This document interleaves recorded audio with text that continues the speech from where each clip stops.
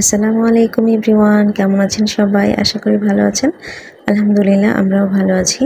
অনেকদিন পর নতুন আরেকটি রেসিপি নিয়ে চলে এসেছি। আজ আপনাদের সাথে কাচ্চি বিরিয়ানি রান্না শেয়ার করব।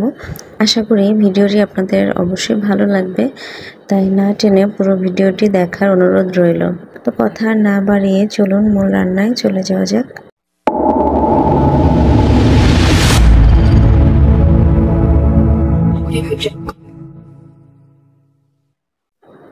রান্নার শুরুতে আমি কিছু পেঁয়াজ বেরেস্তা করে নিচ্ছি। আর কাচ্চি বিরিয়ানিতে কিন্তু রান্নাটা স্টেপ বাই স্টেপ করতে হয়, তাই পেঁয়াজ বেরেস্তা করা হয়ে গেলে আমি কিছু আলু ভেজে নিচ্ছি। আলুর মধ্যে আমি সামান্য একটু লবণ দিয়েছি এবং ফুড কালার দিয়েছি। ফুড কালারটা অপশনাল, চাইলে স্কিপ করতে পারেন, তবে রেস্টুরেন্টগুলোতে দেওয়া হয় তাই দিয়েছি, আর দেখতে সুন্দর লাগে। এখানে নিয়েছি 1 কেজি পরিমাণ গরুর মাংস, আর এখানে কিশমিশ, বাদাম, পেঁয়াজ, আমি একটু পেঁপের খোসা, এগুলো সব একসাথে বেটে নিয়েছি, ব্লেন্ড করে নিয়েছি। তারপরে রেখেছি আমি পেঁয়াজ বেরেস্তা, এখানে আদা রসুন বাটা। তো একে একে আমি এর মধ্যে সব কিছু দিয়ে মাখাবো। তো আমি প্রথমে কিন্তু মাংসটাকে লবণ পানিতে 1 ঘন্টার মতো ভিজিয়ে রেখেছিলাম, তারপর আবার ভালো করে ধুয়ে নিয়েছি। আর এখানে আমি মশলাটা দিয়ে দিচ্ছি। এখানে কিন্তু পেঁপে বাটাও আছে, পেঁপের খোসা বাটা। তারপরে দিয়ে দিচ্ছি 2 টেবিল চামচ পরিমাণে টক দই, আর দিয়ে দিচ্ছি 2 টেবিল চামচ পরিমাণে আদা রসুন বাটা, দিয়ে দিচ্ছি পরিমাণ মতো লবণ, আর দিয়ে দিচ্ছি ধনিয়ার গুঁড়ো।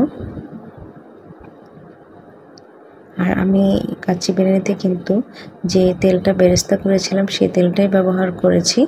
এখানে আমি মাখিয়ে রেখেছি। আর এদিকে আমি চুলায় একটা হাঁড়ি বসিয়ে দিয়ে তার মধ্যে পানি, কিছু গরম মশলা দিয়ে এখানে চালটাকে করতে দিয়েছি। আর চালটা আমি এখানে নিয়েছি চিনি গুঁড়া পোলাওয়ের চাল। আপনারা যে কোনো চাল নিলেই হবে, যে কোনো ঘ্রাণযুক্ত চাল নিলেই হবে। তো ভাতটাকে আমি 70% মতো ফুটিয়ে তারপরে ঝরিয়ে নিয়েছি পানি।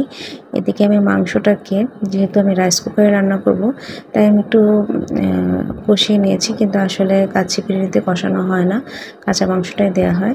তো আমি লেয়ার করে রাইসটাকে উপরে দিয়ে দিয়েছি, আর দিয়ে দিয়েছি এখানে যে জাফরান দুধে ভিজিয়ে রেখে সেটা দিয়েছি, আলু বোখারা দিয়েছি। এসব কিছু দিয়ে আমি তারপরে দিয়ে দিচ্ছি ঘি। আর এখানে পেঁয়াজ বেরেস্তা, কিশমিশ, তারপর আলু বোখারা সবই দেওয়া হয়েছে। তো শেষমেশ আমি ঘি দিলাম, ঘিটা দিয়ে ঢেকে রাখবো। যেহেতু রাইস কুকারে রান্না করেছি, এই জন্যই আমি মাংসটাকে একটু কষিয়ে নিয়েছি। চুলায় করলে কিন্তু মাংসটা একেবারে কাঁচাই থাকতো, আর ভাপে ভাপেই সিদ্ধ হয়ে যেত, মানে চুলার আঁচটা যেহেতু কম থাকতো, অল্প আঁচেই সিদ্ধ হয়ে যেত। তো এইভাবে আমার কাচ্চি বিরিয়ানিটা হয়ে গেছে। রাইস কুকারেও কাচ্চি বিরিয়ানি কিন্তু খুবই সুন্দর হয়। এই যে দেখতে পাচ্ছেন, আমার প্রায় 40 থেকে 45 মিনিটের মতো লেগেছে। আমি এবার দেখছি যে সব কিছু সিদ্ধ হয়েছে কিনা, আপনাদেরকেও দেখাবো। তো এরপর আমি একটা সার্ভিং ডিশে তুলে নিয়ে তারপর আপনাদেরকে দেখাচ্ছি যে এটা কতটা ঝরঝরে হয়েছে।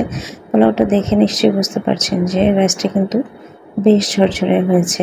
এই তো একটা সার্ভিং ডিশে তুলে নিয়েছি, আর আপনারা দেখে নিশ্চয়ই বুঝতে পারছেন এটা কিন্তু খুব সুন্দর ঝরঝরে হয়েছে। আর মাংসটা কীরকম সিদ্ধ হয়েছে সেটা আপনাদেরকে দেখানোর জন্য হাতে নিয়েছি। দেখতে পাচ্ছেন মাংসটা কিন্তু একদম সফট হয়ে গিয়েছে, আর রাইসটাও খুবই মজা হয়েছে। এখানে যে আলুটা দেখতে পাচ্ছেন, আলুটাও কিন্তু একেবারে সফট হয়ে গিয়েছে। তো আপনারা কিন্তু এভাবে রাইস কুকারে বাসায় ট্রাই করতে পারেন। ভালো থাকবেন সবাই, আল্লাহ হাফেজ।